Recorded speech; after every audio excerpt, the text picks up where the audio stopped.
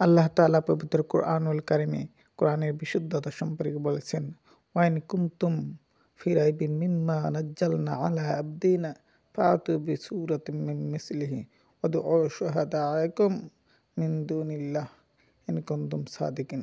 অর্থাৎ আল্লাহ বলেছেন, তোমরা যদি সন্দিহান হও তোমাদের কোরআনের ব্যাপারে, তাহলে তোমরা তোমাদের সমস্ত সাহায্যকারীকে আবেদন করো আল্লাহ ছাড়া। সমস্ত সাহায্যকারীরা একত্রিত হয়েও একটা কোরআনের সমতুল্য কোনো কিছু তৈরি করতে পারবে না। অতএব এর দ্বারা আল্লাহ তাআলা চ্যালেঞ্জ ছুড়ে দিয়ে মানব জাতিকে বোঝালেন, কোরআন আল্লাহর পক্ষ থেকে অবতীর্ণ কোনো কিতাব, কোনো মানুষের লিখিত কোনো কিতাবও নয়। কোনো মানুষের লিখিত কোনো কিতাব যদি হতো, তাহলে তারা তৈরি করে আনতে পারত। তাহলে সমগ্র মানব জাতি আল্লাহর চ্যালেঞ্জকে গ্রহণ করতে পারত। কিন্তু আল্লাহর চ্যালেঞ্জকে গ্রহণ করার মতো কেউ ছিল না।